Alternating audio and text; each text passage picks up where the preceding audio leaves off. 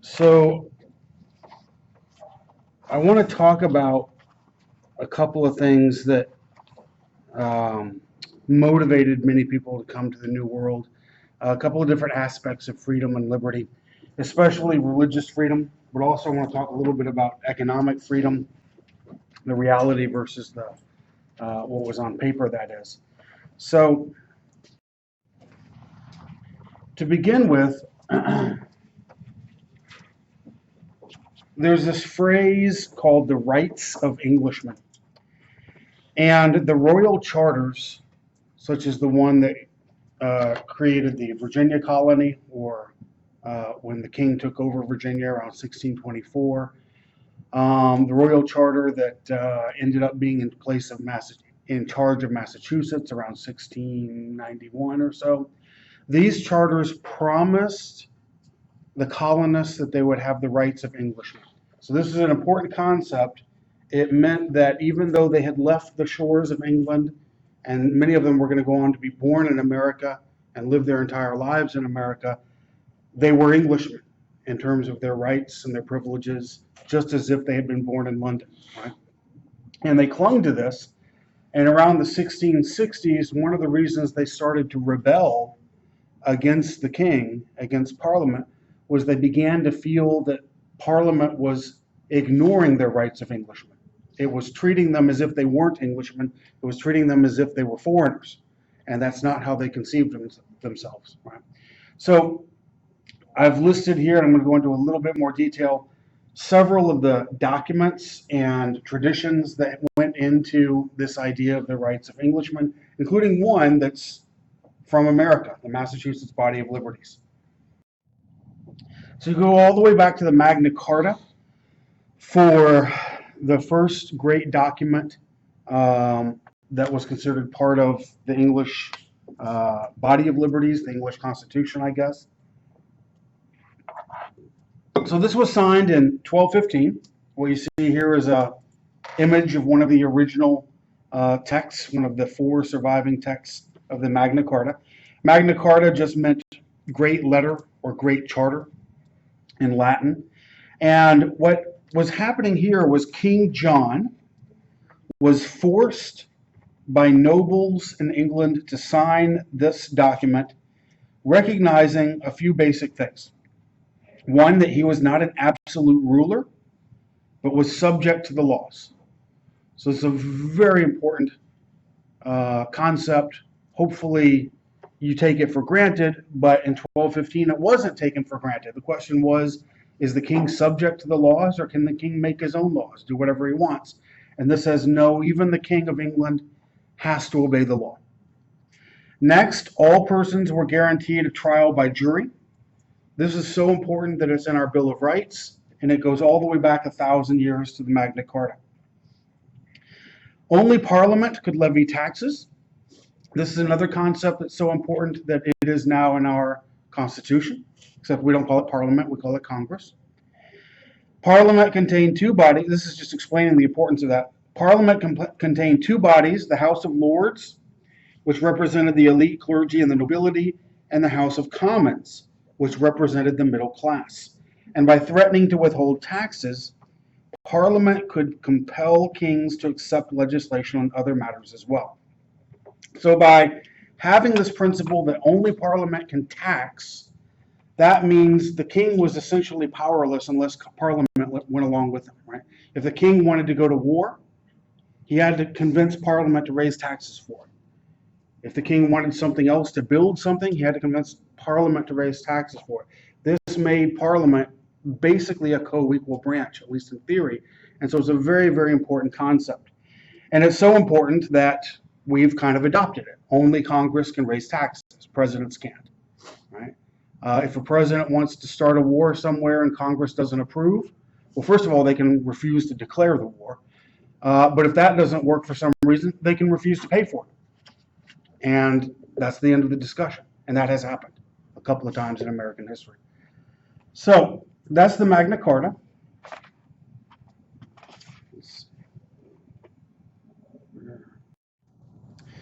So next, you have this concept of common law. So English courts, going back 1,000 years or more, established the practice of referring to similar past cases and following the previous decisions of other judges, and these legal precedents formed a body of judge-made law. Now, the law, supposedly, at least in theory, reflected the common law or the law of the common people of England. In other words, when judges issued these reports and then followed them, one judge after another, the theory was they were following the local customary law. And so this gave a kind of democratic, popular feel to the legal code that developed. So by the 17th century, by the 1600s, common law protected certain basic rights. Life, liberty, and property could not be taken away arbitrarily. If arrested, individuals were entitled to a writ of habeas corpus. This provided for a statement of the charges against the person and a speedy trial, and a trial by jury. Another concept protected by common law was that a person's home was his castle, meaning government could not search a private home without first securing from a court a search warrant, specifically stating the goods being sought. These concepts are all in our Constitution. Again, so very, very important concepts that developed over hundreds and hundreds of years through common law. Now, in 1628, you had another important document called the Petition of Right. King Charles I was a somewhat tyrannical, dictatorial king in England, so much so that he ended up getting deposed and having his head chopped off. And he provoked the Petition of Right by doing a few things. He forced people to pay him loans, and if they didn't pay, he put them in jail without trial. So you have violations of several basic rights. First, he's taxing without Parliament's consent. By forcing people to loan money to him regardless of their wishes, he's basically confiscating their money.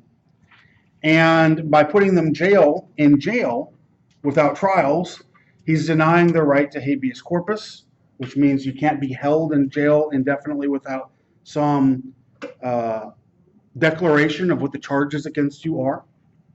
And he's denying the right to a speedy trial. So Parliament issued 4 resolutions, and they came to be called the Petition of Right. And these resolutions stated that Englishmen have various rights and liberties. Among them, no person should be forced to provide a gift, a loan, or a tax without an act of Parliament. So if Parliament says it's okay, then it's legal, but the king can't just force you to pay a tax all by himself. No free individual should be imprisoned or detained unless a cause has been shown, a reason for the detainment. So that's habeas corpus. And soldiers or members of the Royal Navy should not be billeted in private houses without the free consent of the owner.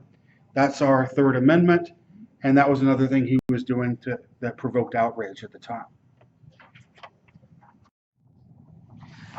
Now in Massachusetts, remember Massachusetts had been settled by the Puritans in 1630, and by 1640 it was a thriving colony. It had 16,000 or more people. It had towns like Boston and Cambridge that exist to this day. And in 1641 they adopted a legal code, the same legal code that I quoted to you last week when I talked about the Salem witch trials. Well, this part of the legal code is a little bit more cheerful. Many aspects of this code protected rights that went on to be included in our Bill of Rights. So, for example, the right to due process. Due process means you can't have your property taken or your liberty taken or your life taken without due process of law, meaning a trial, an accusation, a formal accusation of what you've done wrong, a chance to defend yourself, a jury to determine whether or not you're guilty. All of that goes into due process. It also guaranteed the right to bail, the right to a jury trial, freedom from cruel and unusual punishments, protection against double jeopardy. That's the idea that you can't be tried twice for the same crime, freedom from taking of property without compensation, protection for women from abusive husbands. That didn't specifically get into our Bill of Rights or our Constitution, but it's interesting that in 1641, Massachusetts was much more enlightened than other parts of the world, having specific legal protections for against domestic violence, and the freedom to speak honestly in court without fear of punishment. And this has been considered a precursor of the right to freedom of speech. Here it was specifically that you can say whatever you want to in court, and it's protected. Right? You won't be punished for whatever you say, because the idea was you wanted to encourage people to say the truth. This chart is really interesting. What I want to point out is just it has a lot of these other documents I'm talking about, the Petition of Right, the Magna Carta. Here is the one I'm focusing on at this moment. The Massachusetts Body of Liberties is this third column from the left. And notice 16 of the items in it made it into the U.S. Bill of Rights in 1791. So 150 years later, you have the U.S. Bill of Rights adopted, ratified and adopted, and it mentions 26 separate items. 16 of those were already mentioned in the Massachusetts Body of Liberties. That makes the Massachusetts Body of Liberties the document most similar to our Bill of Rights, and it's 150 years earlier. And some interesting things, like freedom of speech, exists nowhere else in the English tradition but in the Massachusetts Body of Liberties. Also, you have a few that are totally new. In the U.S. Bill of Rights, you have protection for freedom of religion, and that didn't exist anywhere in the English or colonial tradition until the Bill of Rights. Now, a very important event in English history that affected the American colonies and the growth of our conception of liberty was the Glorious Revolution. So the story here was there was a King James II, and he was very unpopular because he tried to do a couple of things. He tried to rule openly as a Catholic, and that made him unpopular because England by now was very much a majority Protestant nation. And so the Protestants in Parliament were very uneasy about the king and his Catholicism. And they were more uneasy in that he tried to go back to an ancient idea called that the king was an absolute monarch. He resisted the idea that Parliament could limit his powers, right? He wanted to go back to a kind of medieval theory where there was the divine right of kings, the idea that God made kings to rule over the people, and so they had absolute power. And so those two things made Puritans in Parliament very uncomfortable with him, or Protestants in Parliament very uncomfortable with him. And then he sealed his doom when he had a male son. And that signaled the boy was going to be raised Catholic, and the Protestants in Parliament thought this means we could have Catholic rulers forever, and that was just inconceivable to them. They weren't going to tolerate that. And so basically they sent word to his daughter, Mary, and her husband, William, who are pictured here, and they were living on the continent of Europe, and basically Parliament invited them to come take over, and they did. And King James II fled when he realized no one in England was going to support him staying in power. He fled to France and stayed there the rest of his lives. And William and Mary became King and Queen of England. Now, what matters for us, of course, they were Protestants. If they had been Catholic, they wouldn't have been invited in. They were Protestants, and that meant now the line was Protestant again, and that pleased Parliament. But from our perspective, what's more important is that they agreed to accept the English Bill of Rights as a condition for taking the throne. So the English Bill of Rights, they signed in 1689, a year after the Revolution, and it has a whole bunch of items in it that are very similar, directly influencing our Bill of Rights 100 years later. One item, there are lots and lots, I'm just going to give you three or four. The king may not make or suspend laws. levy taxes, or maintain an army without the consent of Parliament. All those concepts are in our Constitution. The king may not interfere with parliamentary elections and debates. The people are guaranteed the right to petition the government, the right to bear arms, the right to an impartial and speedy trial, the right to a trial by jury, protection against excessive bails and fines, and against cruel and unusual punishments. So, very, very similar document to our Bill of Rights 102 years later. The English Bill of Rights was influenced by this philosopher and the English kind of conception of what the natural rights, the inherited rights of all human beings were influenced by this philosopher. This is John Locke. He wrote a book called Two Treatises of Government, published in 1690. And among his ideas, there are a few that are absolutely central for understanding the American conception of liberty in the colonies. He argued that all people possessed natural and inalienable rights, such as the right to life, liberty, and property. Now, when I say natural and inalienable, he means that these rights are a part of your very essence as a human being.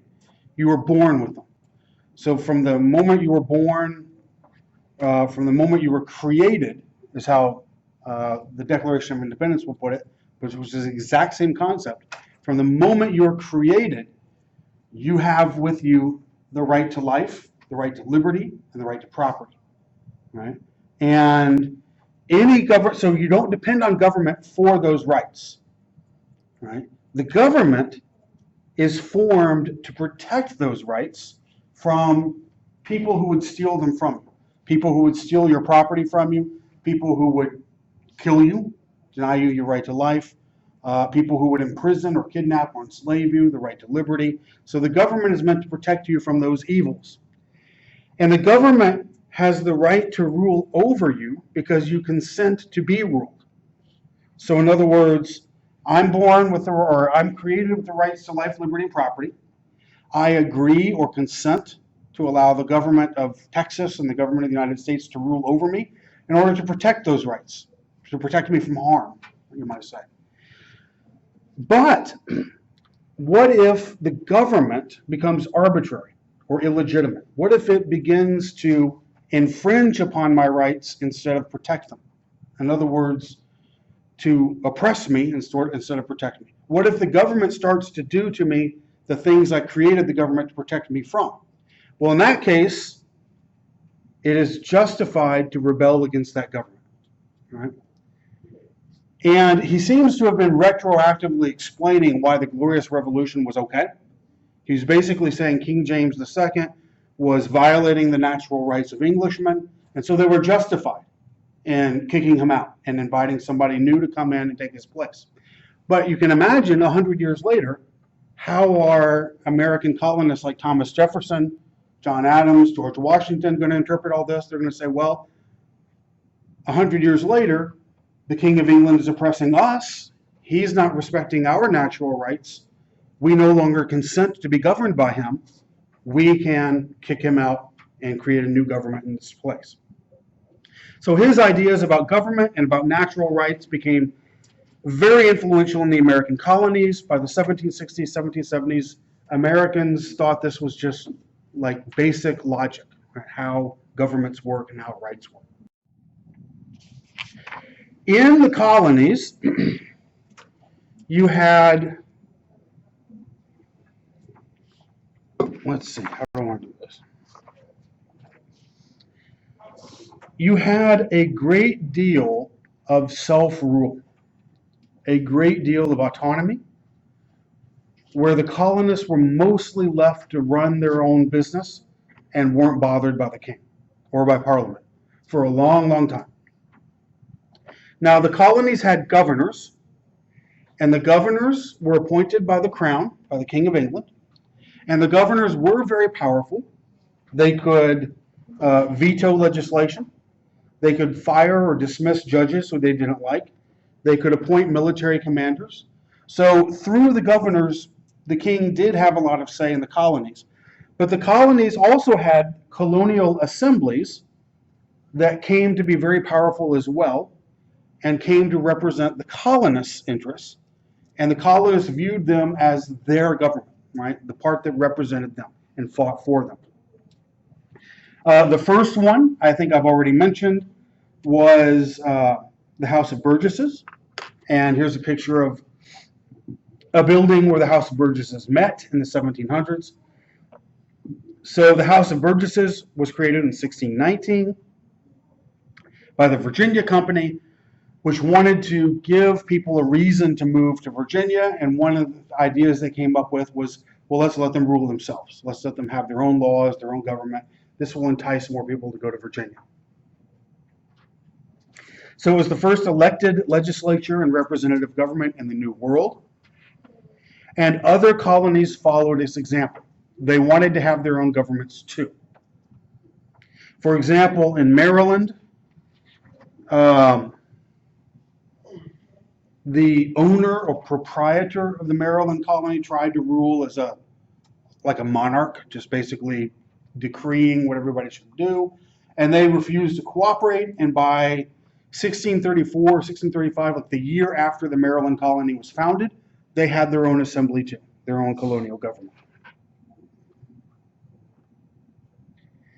So the assemblies had a very important power. They could refuse to raise taxes and to pay the salaries of governors or judges if they were displeased with them. And in effect, these powers, the power of taxation, the power of paying the salaries of governors and judges, allowed them to have a big say in how things were run. Another form of government that arose in the American colonies was the town hall meeting. And this was a New England phenomenon. So in New England, free men, not indentured servants, not slaves, there weren't many slaves, but you had to be a free man. And in some places you had to belong to the church, the Congregational or Puritan church. But anyone who fit those definitions could attend the town meeting and basically decide the laws that ran the town. So you have direct democracy to a large degree.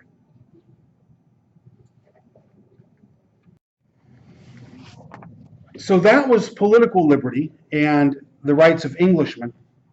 I mentioned back at the beginning of the lecture this idea of religious persecution. So a lot of people, thousands and thousands of people, came to America fleeing persecution in the old world. I'll give you some examples. There was a Protestant sect called Mennonites. They were persecuted in Europe. The man on the top right is David van der Leyen. He was strangled, burned, and then stabbed to death in Ghent, which is in Belgium, I think. And this was because he was a Mennonite. So it wasn't enough to strangle him. They wanted to make the death as excruciating as they could. First strangle, but then not to the point of death, just kind of torture him with the sensation of being strangled. Then burn him, but not to the point of killing him, just to torture him through the process of burning him, and then finally stab him to death. So it was pretty vicious. Catholics were persecuted in Great Britain after it switched to Protestantism. You see, I don't have a picture of a Catholic. I thought I had a picture of the murder of a Jesuit in 1615. He was hanged and mutilated in Scotland. Puritans were sometimes persecuted in England in 1630. A Puritan was sentenced to life in prison, had his property confiscated, his nose slit off, an ear cut off, and his forehead branded SS for sower of sedition. Life in prison, lost all his property, so that hurts his heirs as well as him.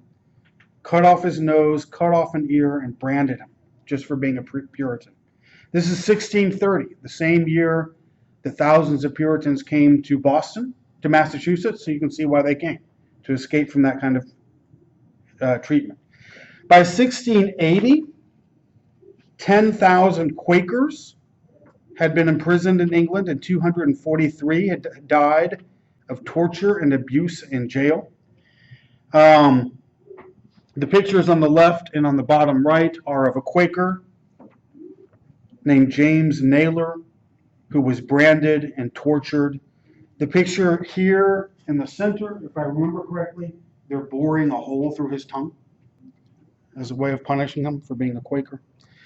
So, not surprisingly, thousands of Quakers fled to America, to what's now Pennsylvania and other parts. In continental Europe, there was abuse, persecution along religious lines as well. In 1731, 20,000 Lutherans were expelled from Austria, and many of them eventually settled in Georgia. French Protestants were called Huguenots in France. They were persecuted as well. In 1572, you may have studied this in a high school class. I don't know, I hope so. There was a famous incident called the St. Bartholomew's Day Massacre in Paris. On August 24, 1572, the Queen of England coordinated this. On one day, by surprise, all the Catholics in Paris tried to massacre all the Protestants. They just killed as many as they could, chasing them down, finding them wherever they were hiding, and trying to basically extinguish them. 26 years later, there was something called the Edict of Nantes, which promised religious toleration in France, but it was revoked in 1685. This caused thousands of Protestants to flee France, and many of them settled in the British colonies in North America.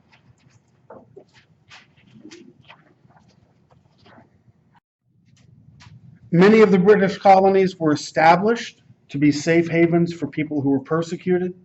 Plymouth and Massachusetts Bay for the Puritans. Maryland was established, at least initially, to be a safe haven for Catholics who were not welcome in England. Pennsylvania was established to be a safe haven for Quakers. So you had Puritans, Quakers, Catholics fleeing from England. You had the Mennonites and the Amish who fled to Pennsylvania.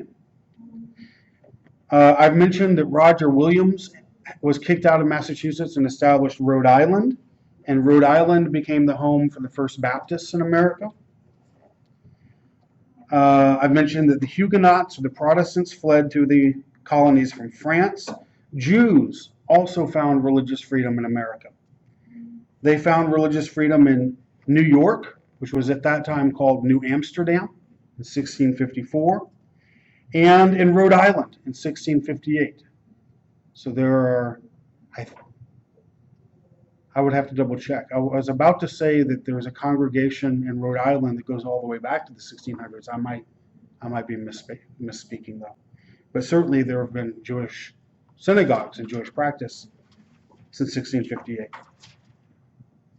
So Rhode Island tolerated all religious beliefs. New Jersey and New York were relatively tolerant.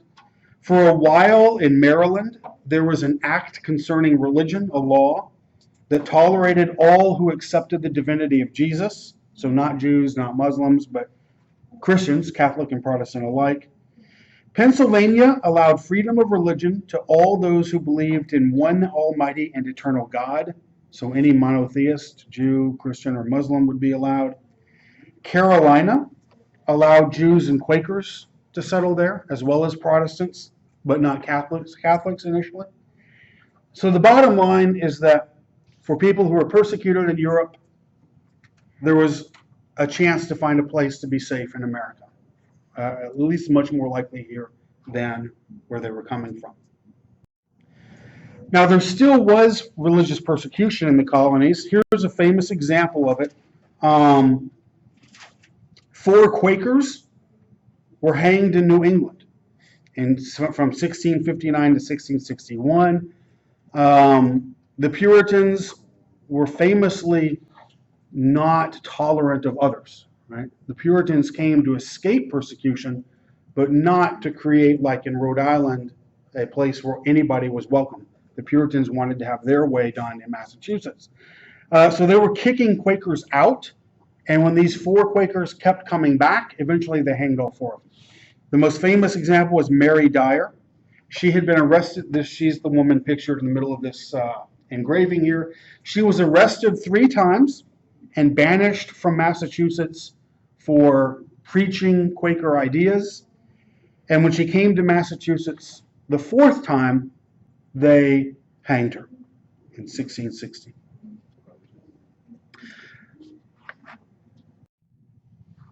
Another concept I want you to understand is that of official churches. So most colonies had an official or established church supported by taxes. So in Virginia, Maryland, Delaware, and the Carolinas, it was Anglicanism, or the Church of England. In all of New England except Rhode Island, it was Puritanism, or the Congregationalism. In a few colonies, New York, Pennsylvania, New Jersey, Rhode Island, there was no official church. So this is another element of religious liberty. You had at least 4 colonies where you weren't required to pay taxes to support the state church. Now, all over the world, it was the norm to pay taxes to support the state church, whether it was Catholic or Protestant. But here, at least in Rhode Island and Pennsylvania and New Jersey and New York, you didn't have to support the church if you didn't want to. An event in the 1730s helped spread religious liberty in America, at least inadvertently, and it was called the Great Awakening. So the Great Awakening was a religious revival, and some of it was carried out by ministers in the Church of England, but it also led to the establishment and growth of what became the Methodist denomination. And I think Baptist churches may have grown as well during this time. George Whitefield is the guy pictured on the left. He was a famous preacher from England who came to America, toured all 13 colonies and preached in them. Jonathan Edwards is the guy on the right. He was a Puritan minister in Massachusetts, and he wrote one of the first great pieces of literature in America. It was a sermon called Sinners in the Hands of an Angry God. If you didn't read that in high school, you should have. What happened here was just a huge Christian revival. So lots of people who didn't have any real affiliation with the church became Christians or converted to Christianity and had this sort of spiritual awakening. One way that I think this helped increase ideas of liberty is it undermined support for established churches. As churches of different denominations grew, you had the idea beginning to grow that the state shouldn't support or establish one church over others, but should be neutral and allow these other denominations to flourish. Also, preachers like Whitefield and Edwards argued that individuals could receive God's grace without relying on their local ministers. In other words, you could be saved throughout any participation by a minister. The minister couldn't save you. The preacher couldn't save you. It was all between you and God. And that sort of undermined the idea of authority, the idea of hierarchy in the colonial society. Last, I want to talk about economic freedom. And in order to understand it, you have to understand the idea of mercantilism, which is not a philosophy or an idea that is a free market philosophy. So, mercantilism was the chief economic theory of the period. It said that one person or nation could grow rich only at the expense of another. So to increase its worth, a nation needed to export more goods than it imported in order to minimize the loss of gold and silver. This led to an increased government regulation of trade, and it discouraged colonial trade with other European powers. So in a nutshell, and this is a very simplified idea of the mercantilist theory, there are winners and losers in economic exchanges. And the winner is the one who ends up with all the coin, gold or silver. So suppose one nation makes widgets, whatever they might be, and another nation can't make widgets, and so it buys the widgets from the producer nation for one gold coin apiece, or one silver coin apiece. And after a series of exchanges, the widget nation has sold 1,000 widgets to the other nation and received 1,000 gold coins in return. According to mercantilism, the widget producing nation has won this economic exchange, right? The gold has shifted from one nation to the other, and the winner is the one that ended the exchange with more gold than it began with. Make sense? So if you go, if Japan, to use an idea that was really controversial in the 80s, I don't know if people care about this anymore, if Japan makes a whole bunch of cars and sends them to America and sells them in America,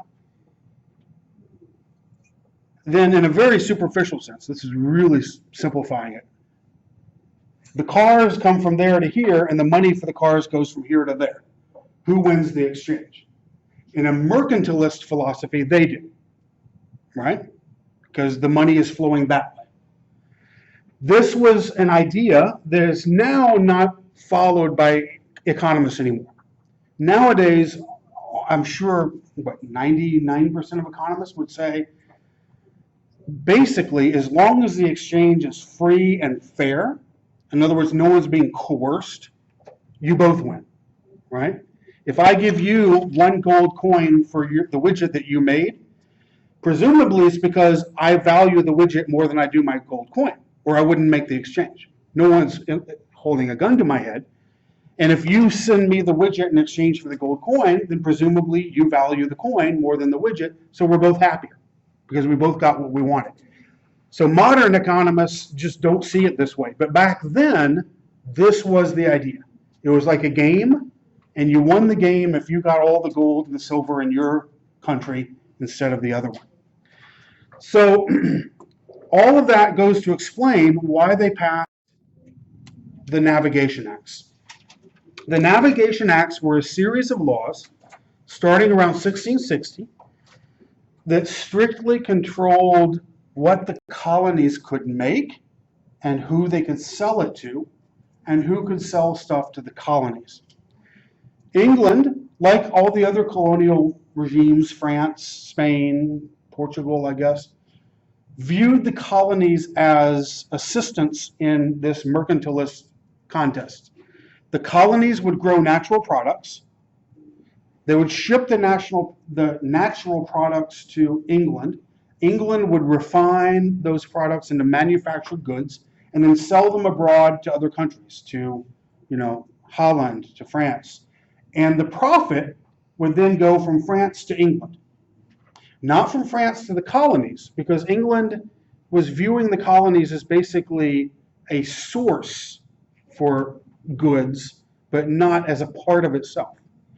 So I'll give you some ideas of what they said. So the Navigation Act of 1660 said to trade in the colonies, a ship must be constructed in England or America. 75% of the crew had to be English or American. Sort of the 1600s version of a buy local idea, or buy American.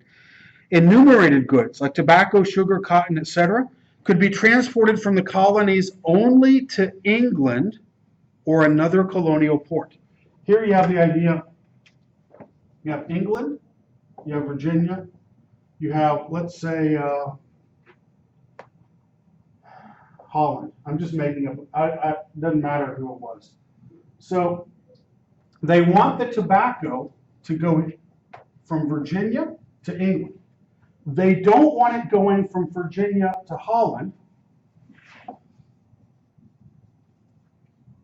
because then the money will go back from Holland to Virginia, and England will be cut off from the profit, they think.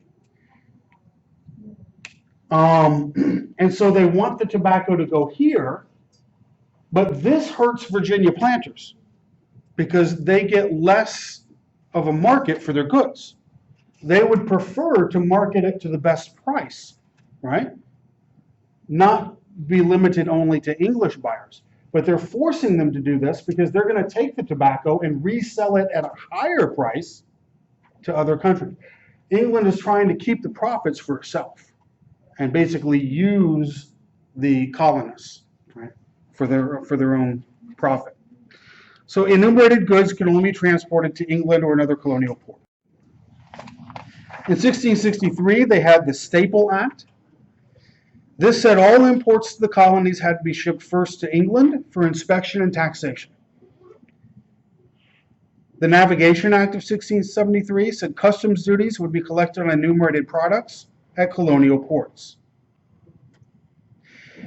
In 1733, the Molasses Act taxed sugar from the West Indies, imported into the American colonies, but smuggling was widespread. So they wanted to tax goods going from, let's say, West Indies. To some extent, this was their concession to reality. Ideally, they wanted England to be in the middle and all trade to flow through England so that they could capture the profits there for themselves. In 1733, they acknowledged that the West Indies was going to send molasses to the colonies, but they wanted to at least get a cut of it, the taxes. Now, here's a key concept. On paper, the Navigation Act strictly controlled American commerce. In reality, smuggling was widespread, and for 100 years, the Americans could basically get away with ignoring the rules and doing whatever they wanted. They could sell goods to whomever they were interested in selling them to. There was a stark contrast between the strict regulations on paper and the free market that existed in reality. In the 1760s, the British would try to end the free market and enforce the rules that were on paper. The Americans, though, had become accustomed to doing as they liked and came to consider that a right, not a privilege. And when England cracked down on them, the Americans rebelled, literally. That's it for today. I'll see you next time.